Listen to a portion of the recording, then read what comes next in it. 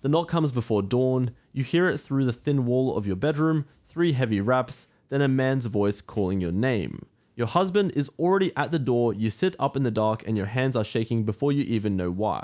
Outside, dogs are barking across the frozen yard. Someone has accused you of witchcraft. It is late spring 1692 in Salem Village, Massachusetts. You are a woman in your 40s, maybe you own a bit of land your husband inherited, maybe you have simply argued with a neighbor over a fence line or refused to sell someone a cow, or nursed a sick child who later died. That is often enough. You are not a fortune teller, you're not anyone's enemy, not really. But in this small Puritan community, a season of strange fits among a group of young girls has become a crisis that no one knows how to stop, and someone has spoken your name in front of the magistrates. 2 constables walk you out into the cold morning air. Your neighbors stand in their doorways and watch. Some will not meet your eyes. One woman, someone you have known for 15 years, quietly shuts her shutters as you pass. You understand, in that moment, that fear moves faster through a town than truth ever does. They bring you to the meeting house for examination. It is packed with people, farmers and their wives, the town's selectmen, and in the front row, the girls. They are young, some barely teenagers, and they are watching you with wide, frightened eyes. The magistrates, men like John Hathorne and Jonathan Corwin, sit above you at a raised table. Hathorne leans forward and asks why you afflict these children. You say you do not. You have never afflicted anyone. But even as you speak, one of the girls cries out and falls to the floor. Thrashing, screaming that your shape is choking her, you did not move. You are standing perfectly still, hands folded, and yet the room gasps as if they watched you strike her. This is what the court calls spectral evidence. The idea that your invisible spectre can leave your body and torment someone while your physical self stands accused in plain sight. There is no way to disprove it. There is no alibi against a shape. Only your accuser claims to see. Your heart is pounding now.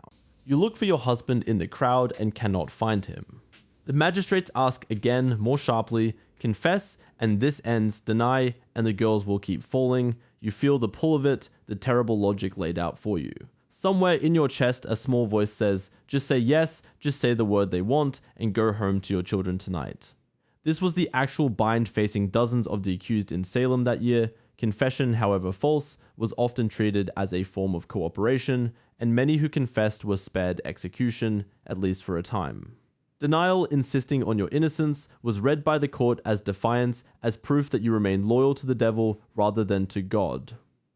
Roughly 150 people were jailed on charges of witchcraft in 1692. 19 were hanged on Gallows Hill for refusing to confess. One man, Giles Corey, was pressed to death under stones for refusing to enter a plea at all.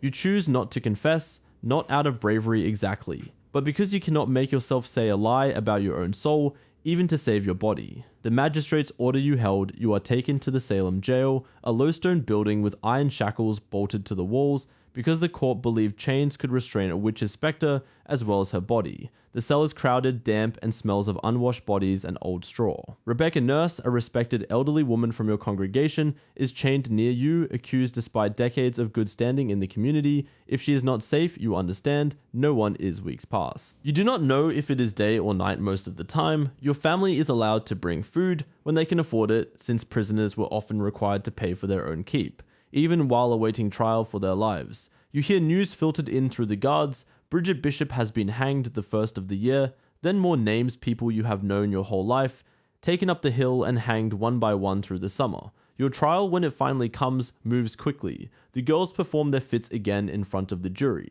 A neighbor testifies that your cow died mysteriously the year before. Someone else claims you once looked at them strangely and they fell ill the next day. None of it would hold up as evidence for anything else in your life. A bad look, a dead cow, a child's bad dream.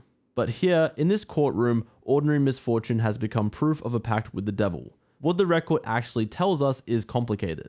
Some of the accused were formally condemned and executed, others confessed and were spared, at least from the noose, though many stayed in prison for months afterward, some dying there from the conditions themselves. A number were eventually released once the court's own reasoning collapsed under its weight. By October of that year, Governor Phipps, facing mounting doubt about the trials, banned the use of spectral evidence entirely, and the prosecution stopped almost as quickly as they had started.